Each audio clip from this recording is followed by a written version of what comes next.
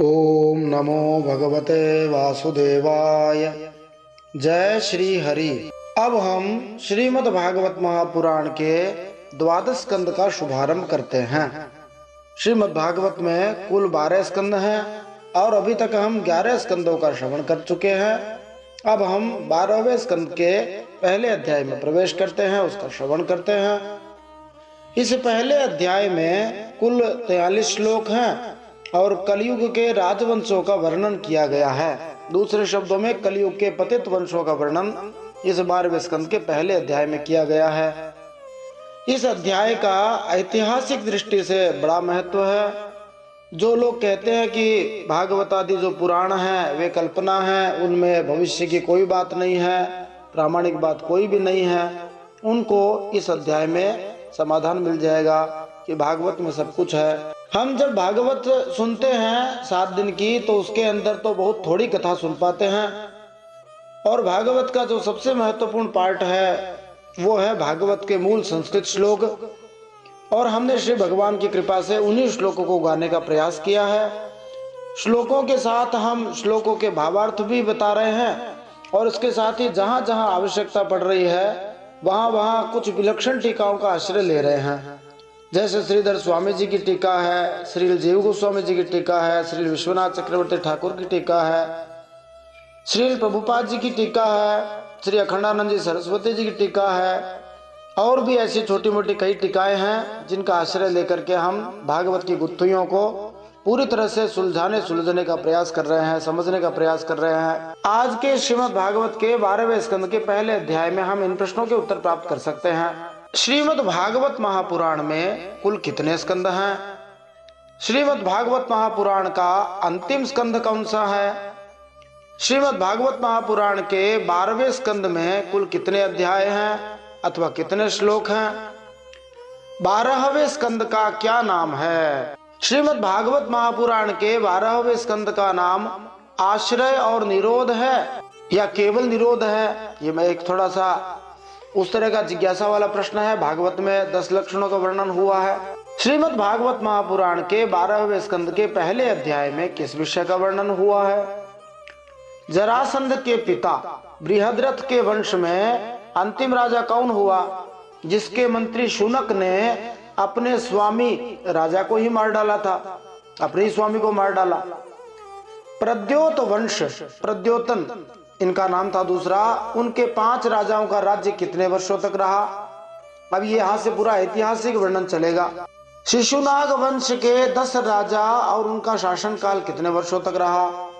नंद नामक राजा जिसने क्षत्रिय राजाओं को अधार्मिक बनाकर नष्ट कर दिया, ये नंद राजा बड़ा प्रसिद्ध राजा हुआ। राजा नंद महापद्म क्यों कहलाया?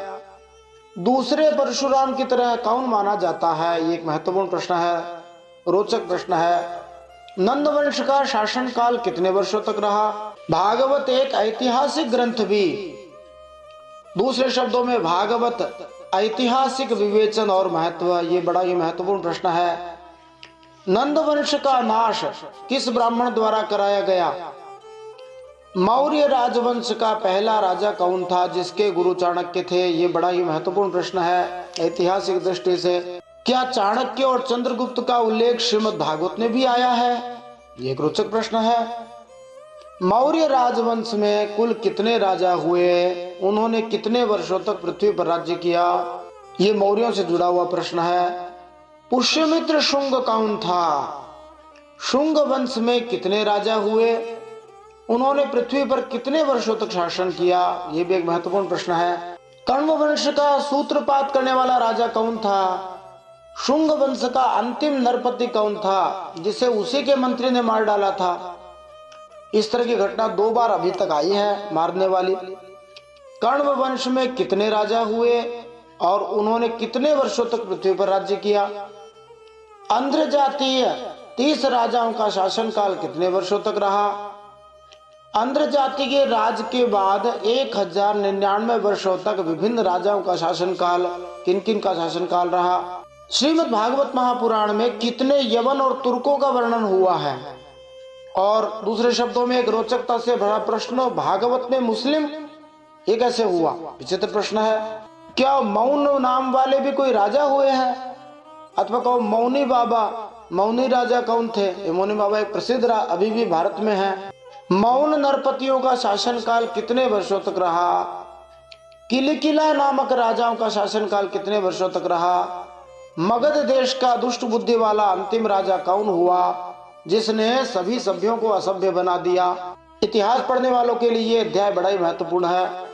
श्रीमद् भागवत महापुराण के 12वें स्कंद के पहले अध्याय में कुल कितने हजार वर्ष तक के राजाओं का वर्णन हुआ है? ये महत्वपूर्ण प्रश्न है। कलयुगी दूषित राजनीति के दांव पेच, उनके बारे में हम जानेंगे। आज की भ्रष्ट और दूषित राजनीति के बीज भागवत में पाए जाते हैं। आज इतनी जो भ्रष्ट राजनीति हो रही है उसका बीज हमें मिलेगा।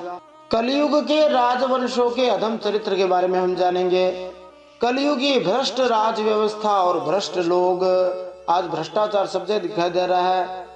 उसकी बातें जो है भागवत में बताई गई है पहले से ही और पुराणों में बताई हैं। भारत के धार्मिक साहित्य में तिथिवार इतिहास, कैसे कैसे क्या क्या घटना घटी वो हम जानेंगे। भविष्य पुराण तो इस मामले में प्रसिद्ध है ही, भागवत में भी इस तरह की चीजें हैं।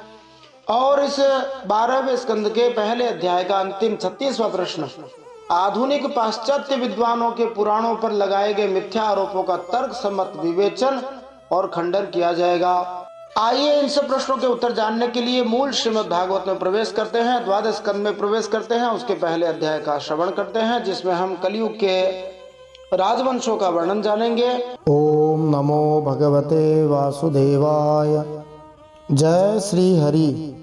नारायणं नमस्कृत्य नरं चैव नरोत्तमं देवीं सरस्वतीं व्यासं ततो जयमुदीरयेत।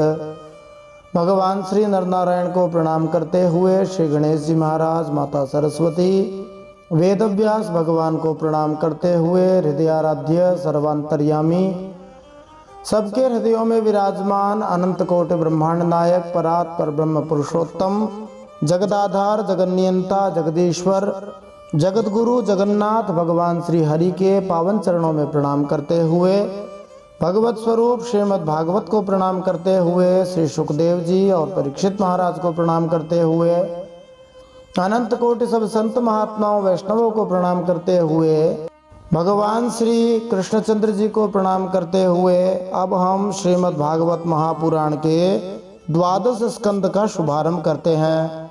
यह 12वां स्कंद श्री वल्लभाचार्य जी के अनुसार आश्रय स्कंद और निरोध स्कंद दोनों हैं। निरोध माने प्रलय होता है, इसमें चारों प्रकार के प्रलय का वर्णन आता है। उन्होंने क्रम का परित्याग न करके ज्यों का त्यों साक्षात क्रम दिया है, परंतु श्रीधर स्वामी जी के मत में यह केवल निरोध स्कंद ही है 12वां स्कंद। उन्होंने आश्रय स्कंद 10वें स्कंद को बताया है, क्योंकि उसमें आश्रय स्वरूप भगवान श्री कृष्ण का वर्णन आता है। श्रीधर स्वामी जी का कहना है कि आत्यंतिक प्रलय होने पर भी जो सूक्ष्म तत्व विद्यमान रहता है वह प्रत्येक चैतन्याभिन्न ब्रह्म तत्व का निरूपण होने के कारण यह स्कंद केवल निरोध स्कंद है। परंतु यदि विचार करके देखें तो इसमें कुछ विशेष मतभेद की बात नहीं है, क्योंकि इसमें एक ऐसा निरोध का वर्णन है जो आत्यंतिक प्रलय रूप निरोध है। निरोध माने रोकना, और अन्यत्र देखने में नहीं आता। यह आत्यंतिक प्रलय रूप निरोध उत्पत्ति और प्रलय के अधिष्ठान सर्वाधार सर्वाश्रय परमात्मा का ही वर्णन है। इसलिए इसमें आप राजाश्रय, कालाश्रय, साधनाश्रय, मुक्त्याश्रय, वेदाश्रय आदि का वर्णन देखेंगे। इस प्रकार प्रत्येक अध्याय में किसी न किसी रूप में आश्रय स्वरूप भगवान का वर्णन हुआ है। अब हम इस 12वें स्कंद के प्रथम अध्याय का आरंभ करते हैं। इसमें हम कलयुग के राजवंशों का वर्णन सुनते हैं। श्रीमद् भागवत महापुराणम 12 स्कंध अथ प्रथमोध्याय है। ये इस श्रीमद् भागवत का अंतिम स्कंद है। श्री राजोवाच स्वधामानुगते कृष्णे यदुवंश विभूषणे कस्य वंशो भवत् पृथ्व्या मेतदा चक्ष्व में मुने। राजा परीक्षित ने श्री सुखदेव जी से पूछा, हे भगवान, यदुवंश शिरोमणि भगवान श्री कृष्ण जब अपने परम धाम पधार गए तब पृथ्वी पर किस वंश का राज्य हुआ तथा अब किसका राज्य होगा, आप कृपा करके मुझे यह बतलाइए। अब यहाँ से श्री सुखदेव जी इतिहास का वर्णन करते हैं, कौन कौन से राजा इस कलयुग में होने वाले हैं, क्योंकि सुखदेव जी ने तो भविष्यवाणी की थी, पहले ही 5000 वर्ष पूर्व ये वर्णन कर दिया था। हमारे हिसाब से इतिहास हो गया।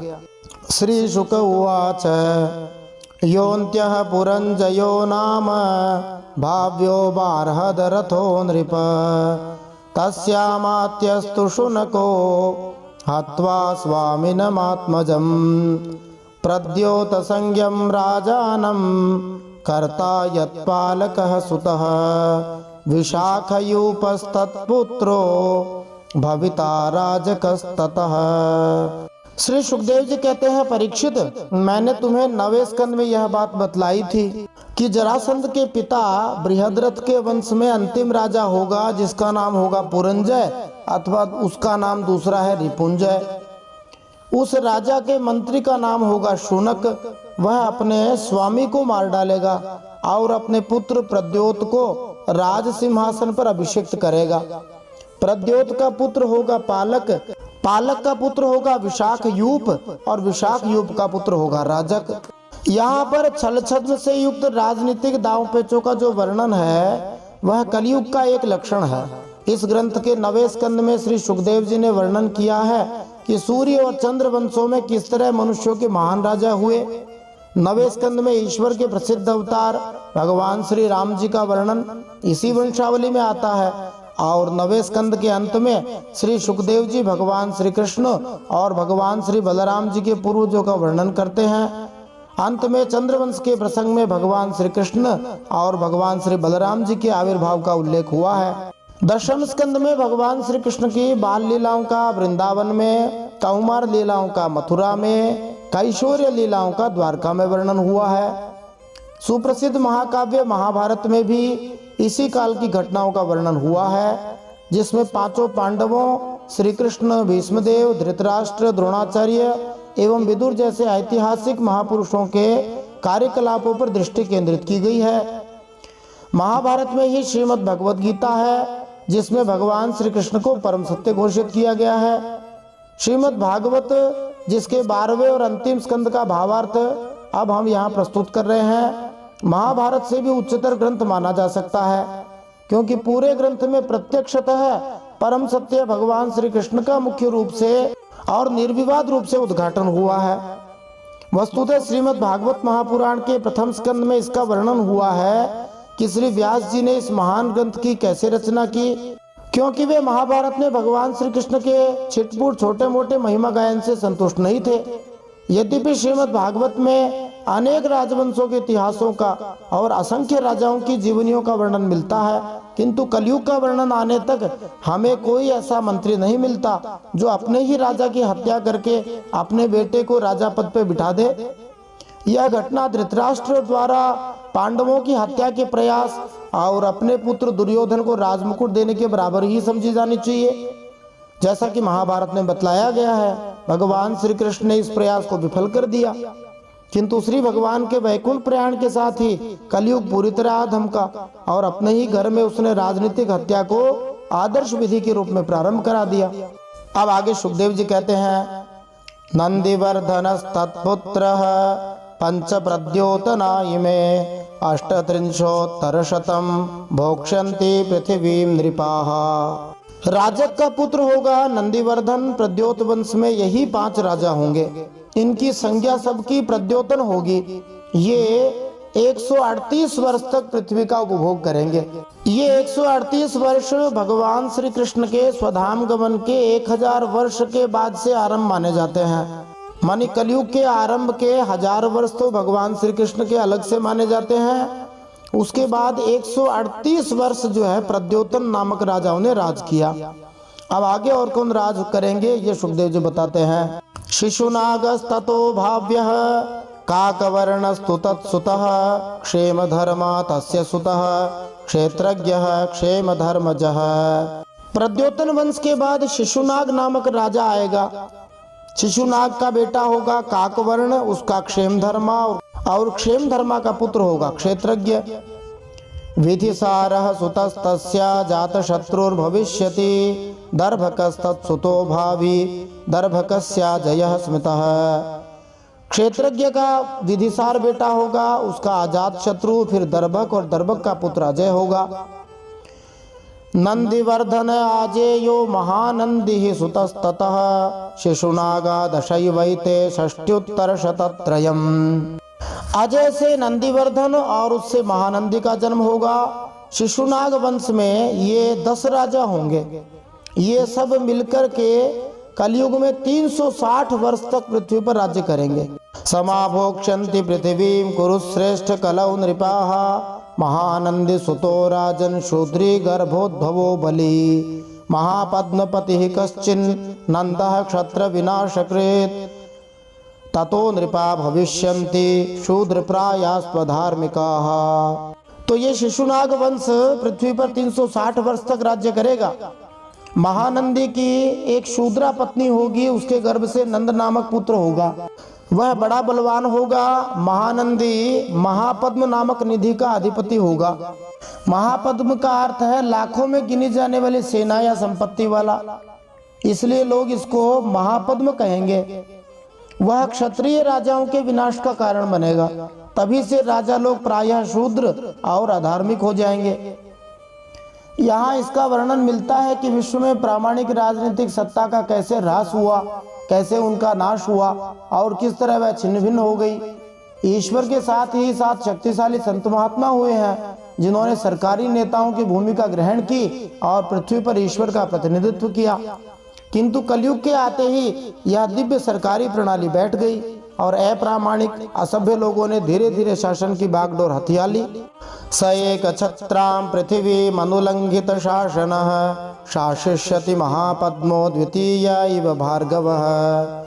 नंदवंश में उत्पन्न हुआ यह महापद्म नामक राजा पृथ्वी का एक छत्र शासक होगा। पूरी पृथ्वी पर इसका राज रहेगा, उसके शासन का उल्लंघन कोई भी नहीं कर सकेगा। क्षत्रियों के विनाश में हेतु होने की दृष्टि से तो उसे दूसरा भार्गव परशुराम ही समझना चाहिए। इसके पिछले श्लोक में उल्लेख हुआ कि राजा नंद क्षत्रिय वंश के बाकी बचे लोगों को नष्ट करेगा, इसलिए उसकी तुलना परशुराम भगवान से दी गई है, जिन्होंने पिछले युग में क्षत्रियों का 21 बार संहार किया था। ये सारे वर्णन सुखदेव जी परीक्षित महाराज को 5000 वर्ष पहले सुना रहे थे, इसलिए वे सब भविष्य काल का प्रयोग कर रहे हैं। हमारी दृष्टि से ये भूतकाल हो गया। तस्य चाष्टौ भविष्यन्ति सुमाल्य प्रमुखा सुताः यैमां भोक्षन्ति महीं राजानः स्म शतं समाः। उस महापद्म के सुमाल्य आदि 8 पुत्र होंगे, वे सभी राजा होंगे और 100 वर्ष तक इस पृथ्वी का उपभोग करेंगे। इस प्रकार शिशुनाग के 360 वर्ष के बाद 100 वर्ष तक ये महापद्म राजा रहेंगे। नवनंदान विजय कश्चित् प्रपन्नान उद्धरिष्यति तेषाम अभावे जगति मौर्या भोक्षन्ति वै कलौ। कौटिल्य, वात्स्यायन और चाणक्य के नाम से प्रसिद्ध एक ब्राह्मण विश्वविख्यात नंद और उनके सुमाल्य आदि 8 पुत्रों का नाश कर डालेगा। उनका नाश हो जाने पर कलयुग में मौर्य वंशी नरपति पृथ्वी का राज्य करेंगे। श्रीधर स्वामी जी और श्री विश्वनाथ चक्रवर्ती ठाकुर दोनों ही पुष्टि करते हैं कि यहाँ पर उल्लिखित ब्राह्मण चाणक्य है, जिसका दूसरा नाम कौटिल्य है या वात्स्यायन है। यहाँ श्लोक में चाणक्य आदि का नाम नहीं दिया, ब्राह्मण ही बताया है। श्रीमद् भागवतम की यह महान ऐतिहासिक कथा, जो विराट जगत के प्राकट्य के पहले की घटनाओं से प्रारंभ होती है, अब आधुनिक प्रलेखित इतिहास के क्षेत्र में प्रवेश करती है। आधुनिक इतिहासकार मौर्य वंश को और चंद्रगुप्त दोनों को मान्यता प्रदान करते हैं, जिसका वर्णन इस प्रकार किया गया है। अब मौर्य वंश के राजा का नाम भी बताया है। स एव चंद्रगुप्तम वै द्विजो राज्ये विषेक्षति तत्सुतो वारिसारस्तु ततश्चाशोकवर्धनः।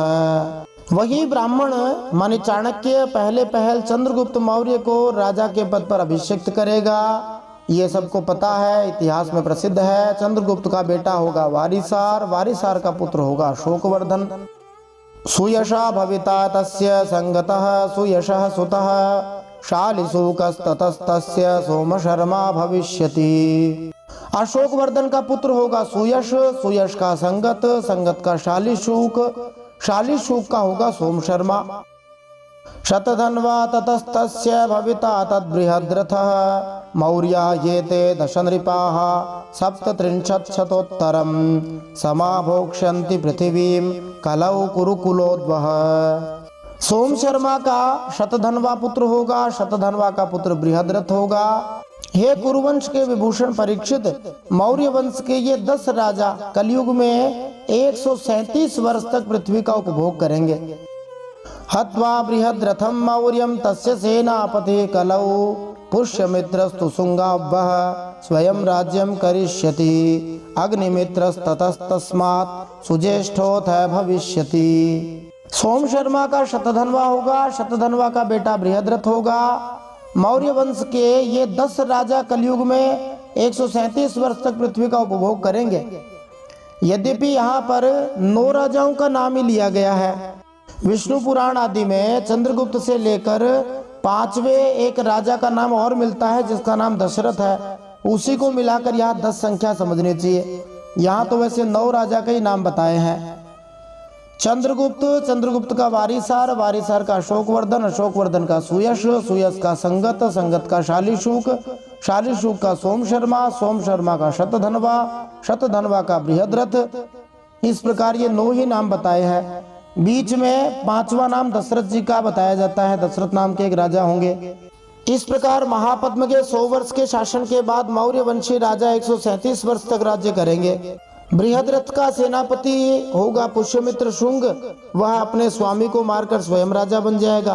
पुष्यमित्र का अग्निमित्र होगा, अग्निमित्र का सुज्येष्ठ होगा। ये पुष्यमित्र शुंग ही शुंग वंश का संस्थापक बना था। वसुमित्रो भद्रकश्च पुलिंदो भविता ततः ततो घोषः सुतस्तस्माद् वज्रमित्रो भविष्यति। सुज्येष्ठ का वसुमित्र, वसुमित्र का भद्रक, भद्रक का पुलिंद, पुलिंद का घोष और घोष का पुत्र होगा वज्रमित्र। ये सब नाम हो चुके हैं पहले इतिहास में। ततो भागवतस्तस्माद् देवभूतिरिति श्रुतः शुंगादशैते भोक्ष्यन्ति भूमिं वर्षशताधिकम्। वज्रमित्र का पुत्र होगा भागवत, भागवत का पुत्र होगा देवभूति। शुंग वंश के ये 10 नरपति राजा 112 वर्ष तक पृथ्वी का पालन करेंगे।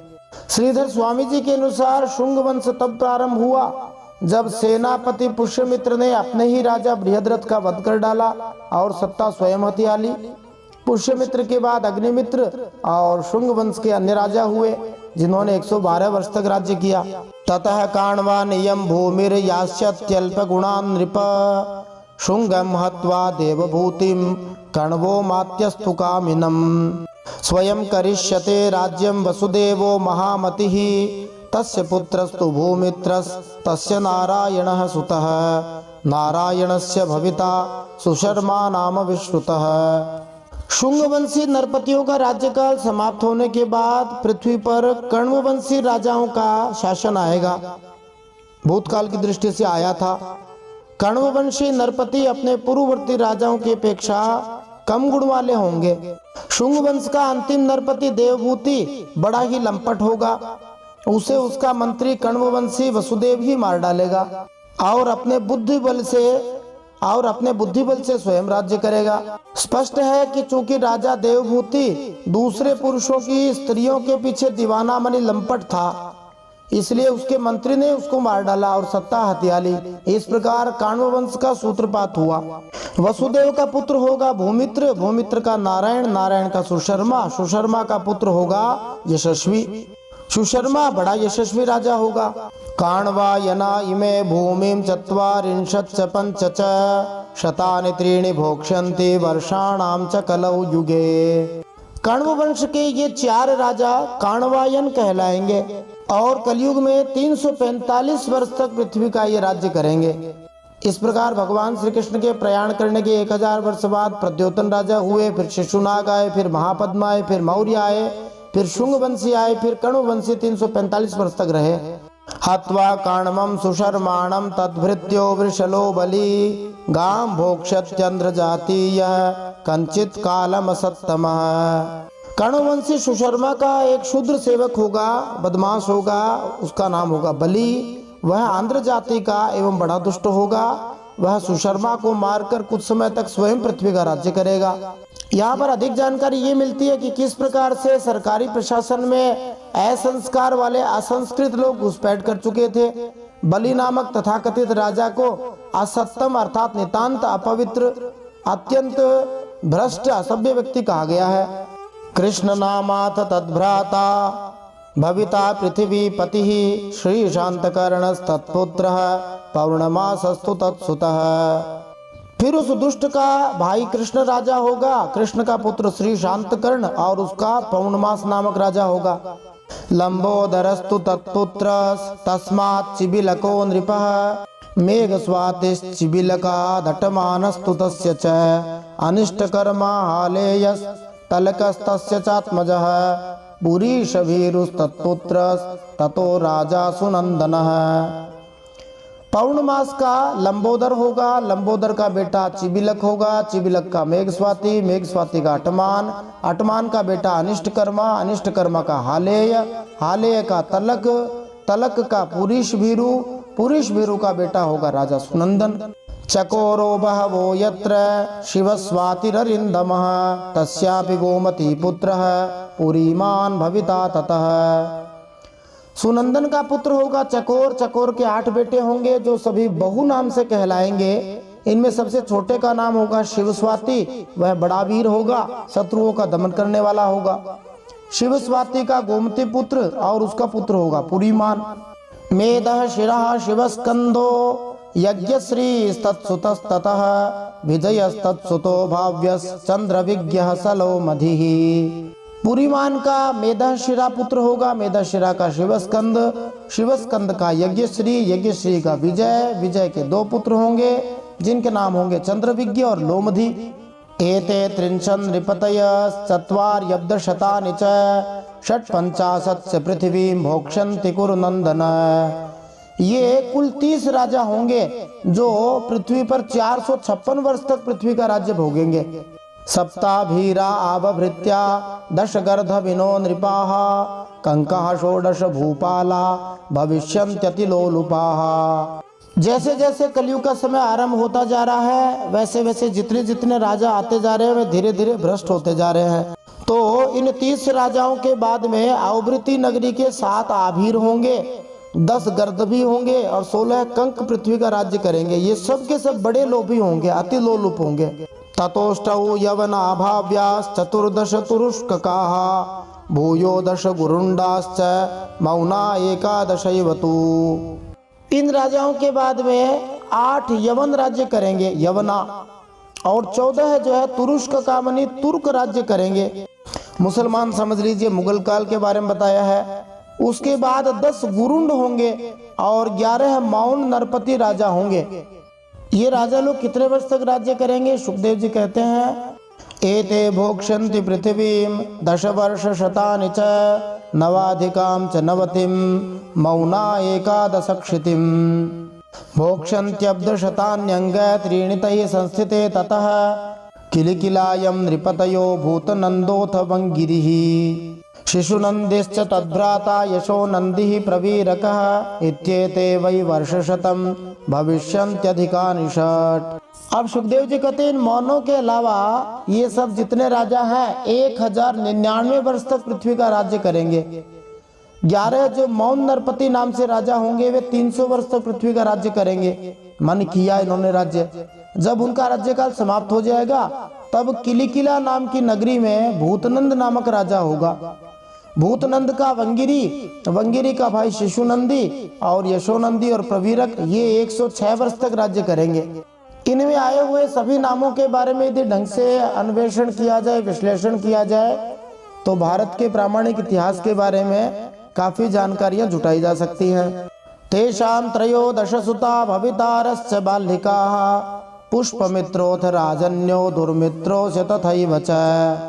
किलकिलाओं के बाद उनके 13 पुत्र होंगे और वे सब के सब बालिक कहलाएंगे। उनके बाद पुष्पमित्र नामक क्षत्रिय और उसके पुत्र दुर्मित्र का राज्य होगा। एक काला इमे भूपाः सप्तांध्राः सप्तकोसलाः विदुर पतयो भाव्या निषधास्तत एव हि। बाल्लिक वंशी राजा एक साथ ही विभिन्न प्रदेशों में राज्य करेंगे। उनमें 7 आंध्र प्रदेश के, और साथ ही कौशल देश के अधिपति होंगे। कुछ विदूर भूमि के शासक और कुछ निषद देश के स्वामी होंगे। मागधानां तु भविता विश्वस्फूर्जिः पुरंजयः करिष्यत्य परो वर्णान् पुलिंद यदुमद्रकान्।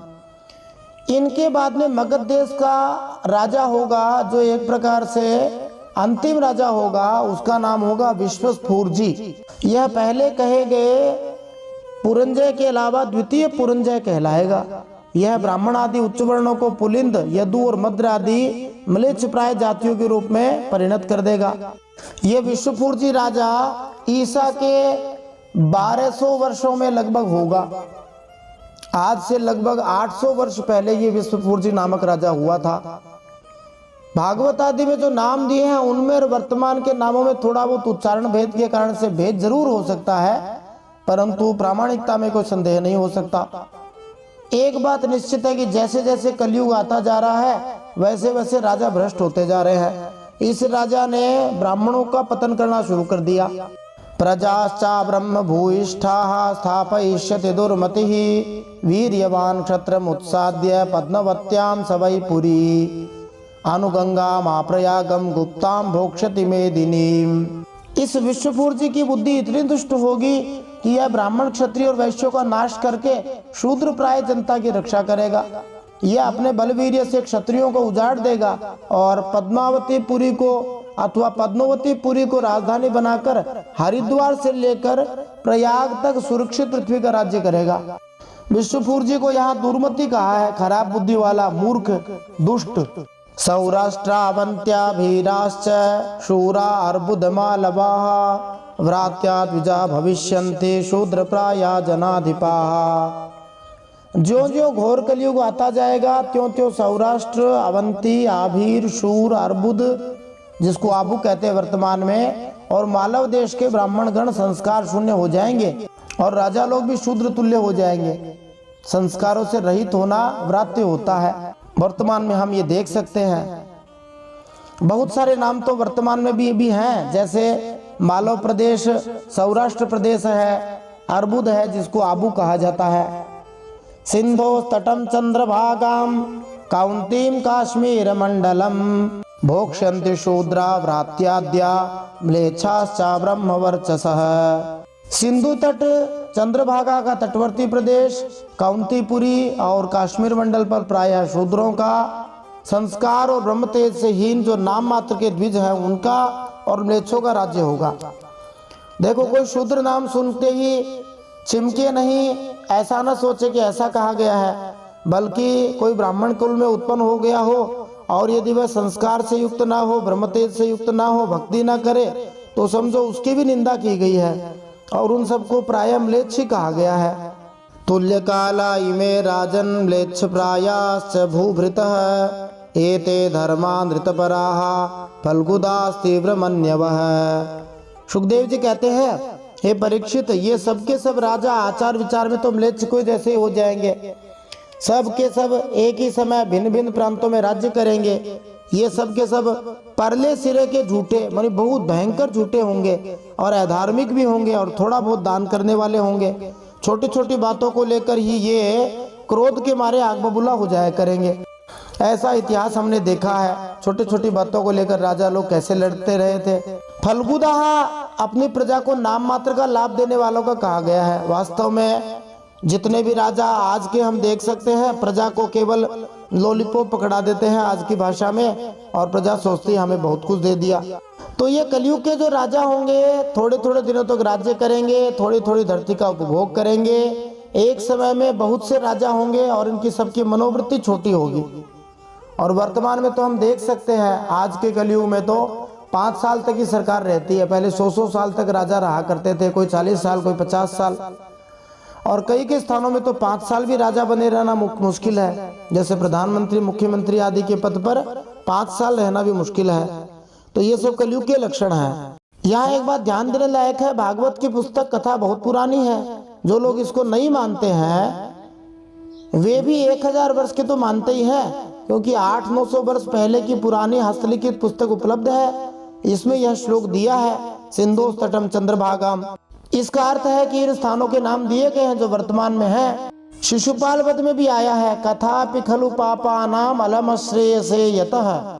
फिर भी जो लोग पाठ का पुण्य लेना चाहते हैं उनको तो सारे ग्रंथ का पाठ करना ही चाहिए, परंतु जब राजा बिगड़ जाता है तब प्रजा भी उसी के समान शील और आचार वाली हो जाती है, प्रजा भी बिगड़ जाती है। आज के युग के पतित नेताओं का संक्षिप्त किंतु यथातथ्य विवरण यहाँ प्रस्तुत किया जा रहा है। स्त्री बाल गोद्विजग्नाश्च परदार धनादृताः उदितास्तमित प्राया अल्पशत्वाल्पकायुषः। अब ये जो राजा होंगे ये दुष्ट होंगे और स्त्री बच्चों गायों ब्राह्मणों को मारने में भी हिचकेंगे नहीं। दूसरे की लुगाई स्त्री और धन हथियार लेने के लिए सदा तैयार रहेंगे। न तो इन्हें बढ़ते देर लगेगी न तो घटते देर लगेगी। मिनट में ही तो ऊंचे चढ़ जाएंगे, मिनट में ही नष्ट हो जाएंगे।